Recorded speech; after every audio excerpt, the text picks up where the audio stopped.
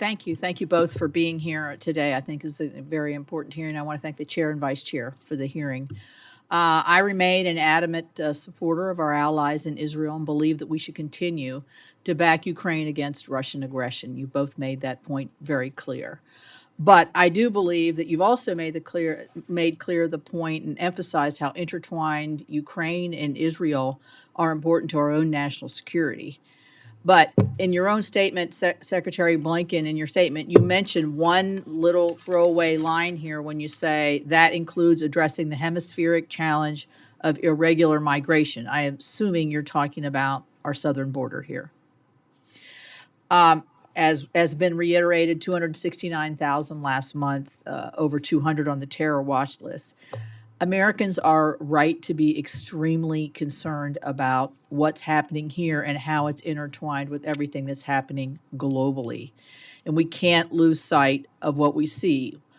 I am sure you, particularly Secretary Blinken, when you see the news of the anti-Semitic rallies that are occurring in our own country and across the globe, it's something I didn't think we would ever see in our lifetime. And it's earth-shattering. So will you please make a better case of why our own homeland security here, including our southern border, is figuring into the equations that you've brought us here today to talk about? Thank you very much, Senator, and I appreciate as well your reference to the, as you said, almost unimaginable instances of anti-Semitism that we've seen, as well, by the way, as expressions of Islamophobia and other bigotry that unfortunately horrifically surfaces, particularly in times like these. With regard to migration, as I mentioned earlier, we have a genuinely historic challenge. We have a historic challenge in our own hemisphere with nearly 25 million people on the move. What we're working to do from the perspective of the State Department is to work closely with other countries to get them to assume their share of responsibility in dealing with this migration. And that means, and it's in the budget. With all due respect, it's not working. This is not working. This is, as I said, a problem of truly historic proportions, requires a comprehensive effort that we're making. It also requires a lot of things, including comprehensive immigration reform, the very first piece of legislation the president put before Congress would have done that. Unfortunately, it hasn't been addressed. Here's what I'm concerned about, and I think a lot when you see the 200 from the terrorist list. I know we're all concerned about this, that seeds of foment of terrorism could grow in all of, as you see the sort of seeds of unrest in our own country, as we're watching Ukraine and we're watching Israel.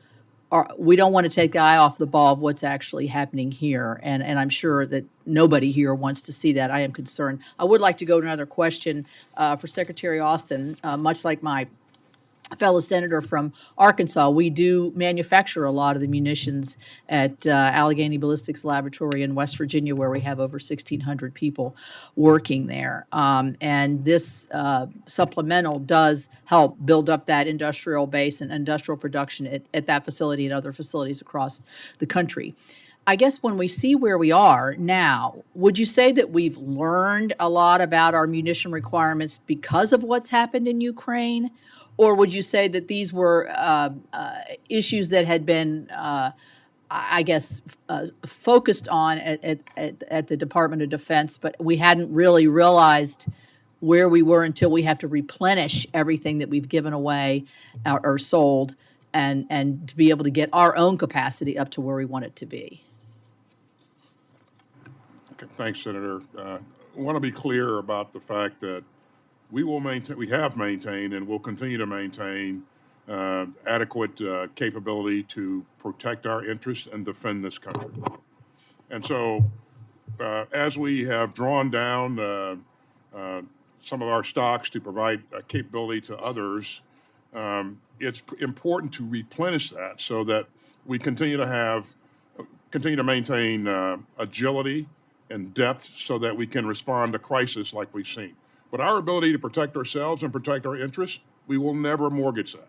And we go through a process every week as we receive requests for assistance, and we measure what's being requested against what's required for our defense, and we make the right calls. And in Ukraine's case, there are some 50 countries, as you know, that are working with us to provide security assistance. Israel, their fight's a different fight, and their requirements are a bit different, and so, they're using different types of things. So we're able to meet both requirements, and so again,